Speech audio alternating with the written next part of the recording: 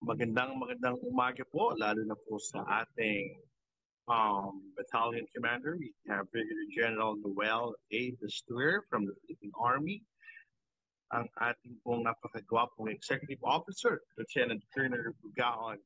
At syempre yung ating aduang gwapa at gwapong mga host at yung ating mga napakakikisig na mga battalion staff at yung ating mga kaibigan from the Youth for Peace ng lalawigan ng Eastern Samar. At syempre, yung hindi ko makakalimutan ang aking kung naman ang aking puso't isipan.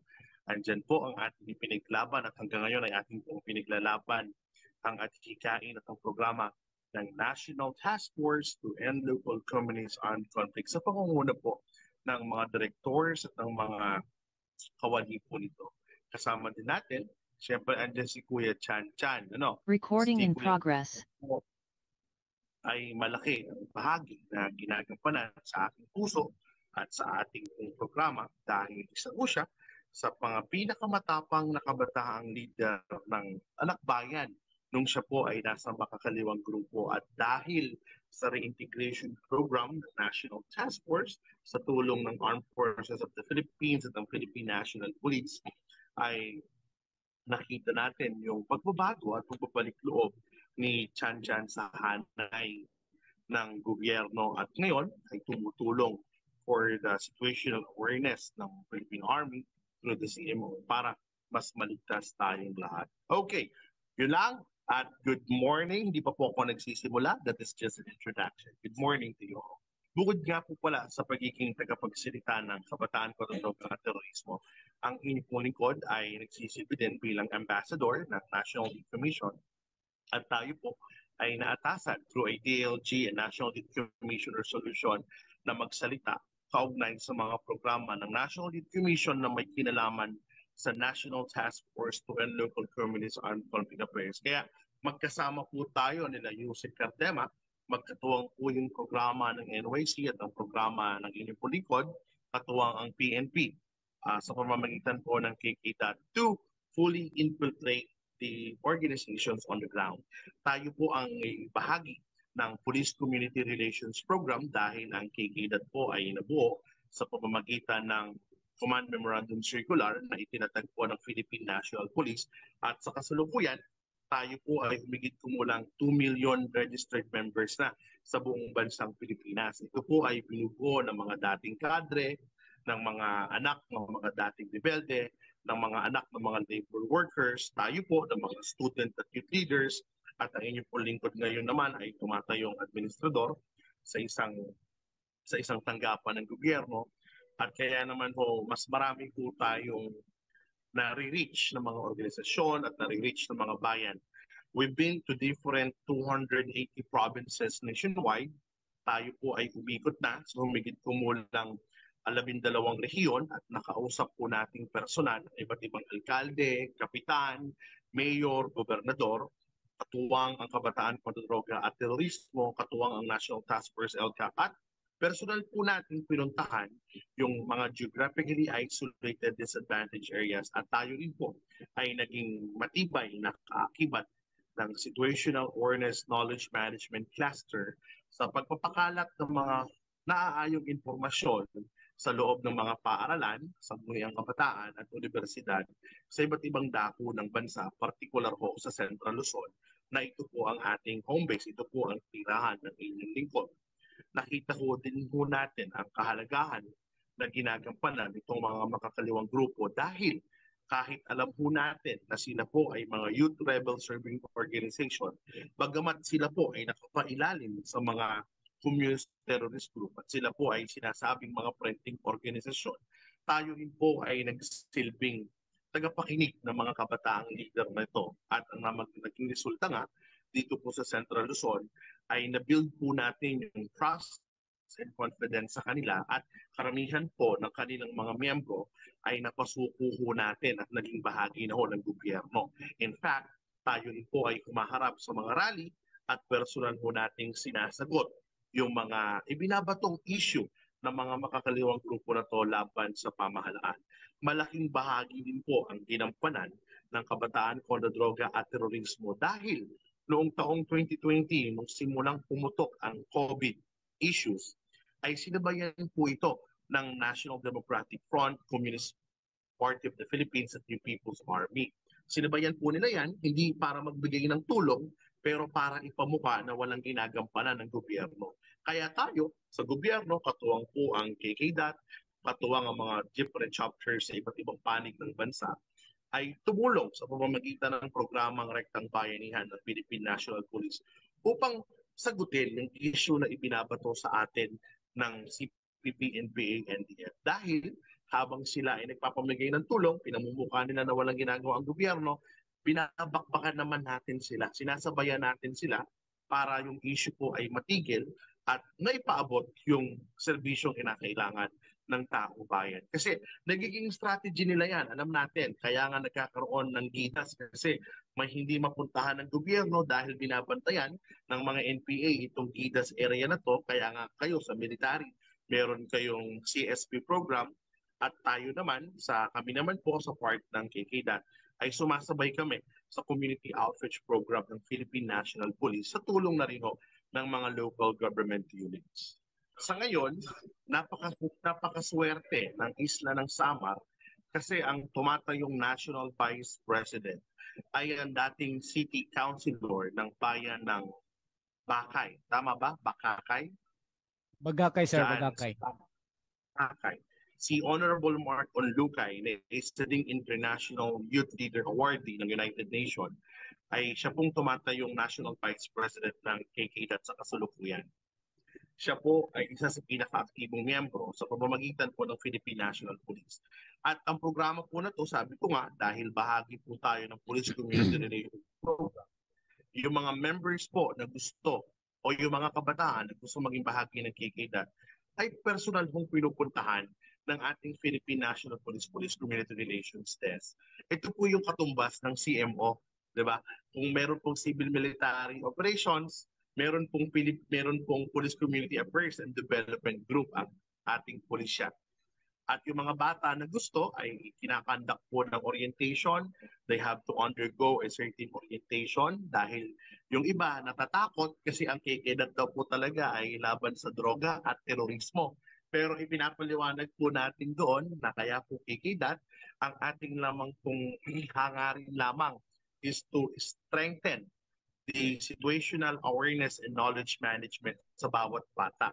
Ipinapakita po natin sa loob ng paaralan dahil sinabi po ng dating kaibigan ko, yung aking kaaway na si Congressman Sara Elago, na ginagamit daw po natin at binabiolate daw po natin yung mga katagang school is a zone of peace. Dumating po kami sa ganong punto na nagkaroon po ng House Bill Resolution 1599 or 1299 na pinapatawag po tayo sa Kongreso dahil binabiolate daw po ng KKDAT ang mga panantunan ng Zone for Peace.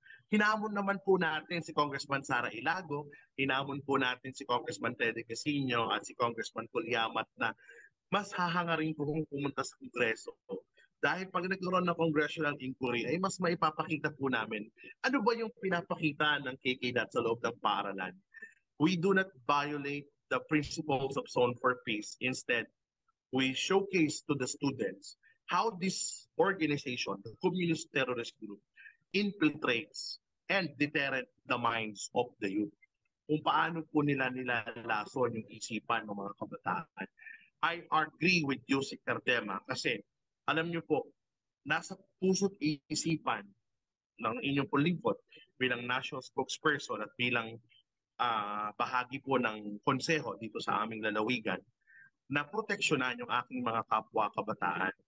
Karapatan ko bilang lingkod bayan na iligtas ang aking kapwa kabataan. At para sa mga bagong sangguniang kabataan na kasama natin ngayon, huwag kayong matatakot na manindigan laban sa illegal na droga at terorismo. Tayo po ay mandato ng batas. Tayo po ay minandohan ng batas bilang honorable members of your council to protect and preserve the life, security, and protect the lives of your fellow youth. Ibig sabihin, responsibilidad ninyo at tinanggap ninyo na iligtas bawat kabataan laban sa illegal na droga at terorismo. This is not red tagging. There is no such thing as red tagging. But We are identifying this organization at matapang tutong pinagsasabi at pinagmamalaki na ang mga grupo na Anak Bayan, Kabataan, Party List, Bayan Muna ay mga organisasyong nakapailalim sa Partido Komunista ng Pilipinas, Bagong Hukbong Bayan at Pambansang Demokratikong Printing Organisasyon. Buhay na patotoo ang aking kaibigan na si Chan Chan, ang inyong pong lingkod, si Kuya Franz, ay dating kaibigan ng dating congressman at ngayon ay national leader ng Bayan Muna na si Denny Casino at si Sara Ilago. At itong mga tao po na to ay minsan na kaming niloko, minsan na kaming pinaasa. Noong nakaraan, kasama ang ating kaibigan na si Chan Chan, personal po tayong pumunta sa bayan ng Silvino Lobos sa Las Navas, Samar, at personal po natin kinamusta ang mga pamilya na bahagi ng geographically isolated and disadvantaged. Nakita rin po natin kung gaano kahalaga ang papel na ginagampanan ng Armed Forces of the Philippines upang mapatupad ang Barangay Development Program na nakakalungkot ay tinapyasan ng pondo nitong nakaraang 18th Congress. Hindi ho nila makita, hindi ho nakikita ng mga tao sa Kongreso at mga tao sa Senado kung gaano kahirap yung pagod ng mga tropa ng gobyerno to ensure the safety and protection of the lives of innocent people living and residing in geographically isolated and disadvantaged areas. Mga anak, mga kaibigan, wala po si Kuya Franz sa Samar. Hindi po ako taga-Samar. Pero dahil sa aking pag-ikot sa buong panig ng bansa, dahil na rin po sa tulong ng tropa ng gobyerno, alam po natin yung kinakalagyan ng bawat kabataan sa Samar. Halos nandyan po yung mga kabataan na itinatago at nire-recruit ng Communist Party of the Philippines at ng National Democratic Front. We were even ambushed in Las Navas when we were there. Pero hindi po ito hadlang upang matakot bawat bahagi ng KKDAT at bawat bahagi ng tropa ng pamahalaan. Kayo po na masa, kayo po na mga ground mobilizers ang may pinakakapangyarihan upang itaboy ang violenteng ideolohiya ng Communist Party of the Philippines. Kung may mga pagkakataon na nararamdaman ng bawat kabataan na kayo ay hindi napapakinggan ng pamahalaan, hindi ibig sabihin ito, hindi ito sapat na dahilan upang tumindig at mag-aklas laban sa pamahalaan. Bukas ang tanggapan ng Philippine National Police, bukas po ang tanggapan ng inyong lingkod kahit ako po ay nasa Bataan, bukas po ang tanggapan ng Armed Forces of the Philippines through the Civil Military Operations Office at ang mga hinanaing ng bawat kabataan ay handa pong pakinggan ng inyong mga leaders sa Armed Forces of the Philippines. Kung kayo ay ayaw pakinggan ni Mayor, kung kayo ay ayaw pakinggan ng inyong konseho, you, as sovereign members of the state, as sovereign Filipino youth, can stand to do better and be better. Ang bagong sangguniang kabataan at ang bagong kabataang Pilipino ay mas malakas kaysa sa 13 guerrilla fronts na malapit na pong mahubos ng AFP. Lagi po nating tandaan na ang mga bagay na ginagawa sa Red Area Operation at sa White Area Operation ay kinakailangang i-denounce ng bawat kabataang Pilipino. Hindi kahit kailan magiging sagot ang pag-aaklas upang tugunan ang kahirapan ng mamamayan. Hindi rin naman sagot kahit kailan ang sinasabing serve the people upang mag-aklas at mag-armas ang bawat kabataang Pilipino. Tapusin na po natin yung mga araw at mga oras na nawawala ang bawat kabataan na bahagi ng armadong pakikibaka. Kung makakausap ninyo yung mga magulang na bumubuo ng organisasyon kagaya ng Hands of Our Children, hanggang ngayon, hinahanap nila yung kanilang mga anak na niloko ni Teddy Casino, niloko ni Kulyaman, niloko ni Sara Ilago. And yet, sa kabila ng mga hamon na to, we will remain firm and we will remain strong. I call upon the leaders of the Philippine Armed Forces, the Armed Forces of the Philippines, and the Philippine National Police, being the ambassador of the National Youth Commission for National Task Force to End Local Communist Armed Conflict, to continuously open your doors to entice and invite the youth of our nation to join in nation building. Pakinggan po natin sila, bigyan po natin sila ng halaga. Palakasin po natin ang Youth for Peace sa bawat barangay. Palakasin natin ang KKDAT sa bawat hanay ng bawat sangay ng lipunan. Nandiyan ang KKDAT, nandiyan ang SK, at nandiyan ang Youth for Peace. Tandaan, Pag ikaw ay isang SK chairman, responsibilidad mo na tugunan ng hamon dulot ng abuso sa illegal na droga.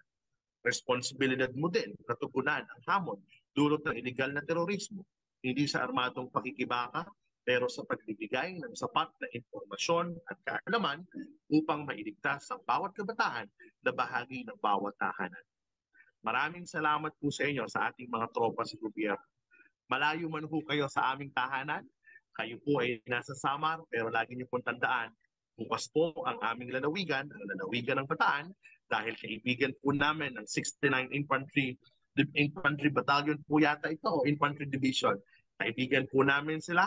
We've been supporting them all throughout, kung ano po yung kanilang kinakailangan sa kanilang civil military operations, dahil ganyan po namin kayo mamahal, and we will always be praying for you. Sa ating mga kapwa kabataan, huwag kayong matatakot na magsumbong at maging bahagi ng gobyerno. Tandaan, tumatanda ang ilang mga sangay ng pamahalaan. Kayo na ang papalit sa kanilang pinauupuan. At dahil kayo ang susunod na maglilingkod sa bayan, ngayon pa lang, kayo na ang boses ng ating lipunan. Maraming salamat po at mabuhay po tayo. Colonel, anong region po ang Eastern Samar? Region 6, 7? Region 8, sir. 8. Region 8. Eastern Visayas, sir. Region 8.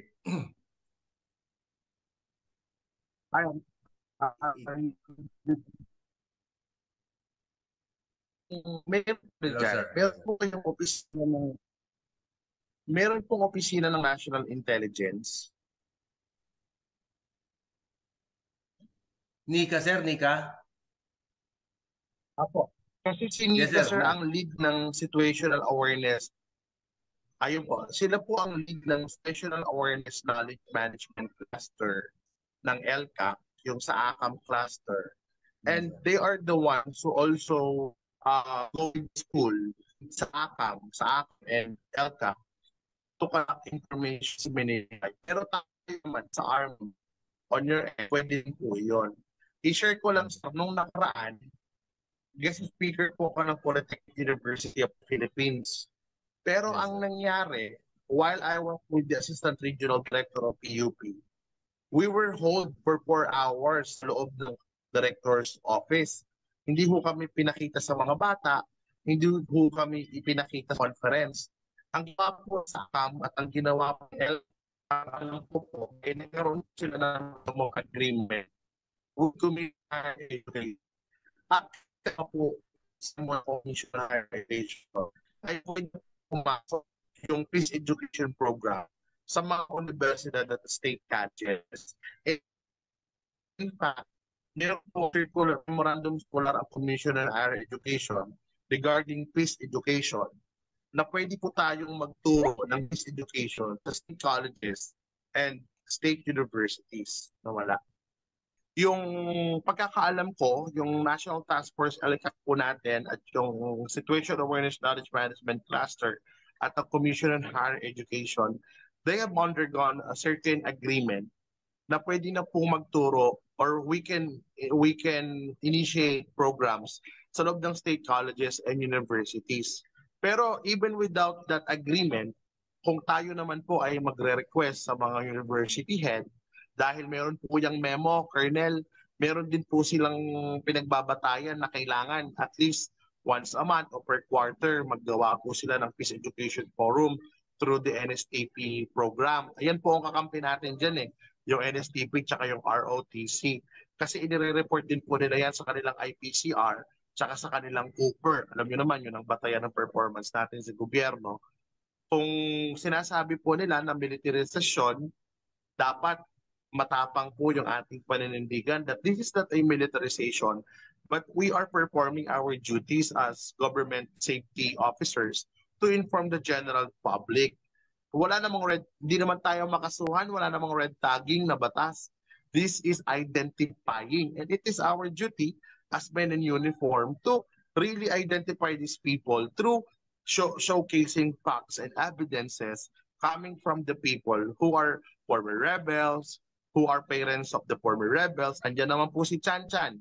Pwede siyang tumulong. At kung tauhan din po natin sa militaryo magsasalita, dapat talaga through CMO dahil may Civil Military Operations class naman kayo, merong SIWAR, may cooptation, dapat talagang ano ka, kapag kinain ka ng aktivista sa forum, kaya mo din siyang kainin, kaya mo din siyang sagutin.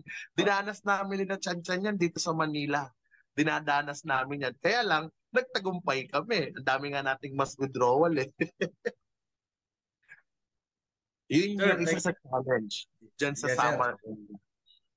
Yes, sir. Thank you very much, sir. So that alam naman natin, sir, na may mga takapakinig tayo ngayon na kumbaga meron silang mga kunding hesitation kuminsan dahil nga doon sa mga issues na ganun. So with that, coming from Pero you, sir, Colonel Bugawan, if we can really strengthen the ground mobilization, kahit hindi na tayo pumasok sa mga eskwelahan, andyan naman yung Youth for Peace, yung KK-DOT, andyan naman po yung SK.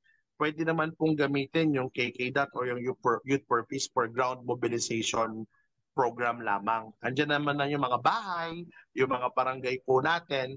And I assure you na yung ating pong bagong DLG Secretary, through Secretary Abalos, magiging mandato din po. At alam ko po ay ini-intensify na rin yung mandato sa mga barangay na maging aktibong bahagi ng National Task Force LCAP. Yes, sir. Thank you very much, sir. Well said, sir. Thank you, sir. Thank you, sir.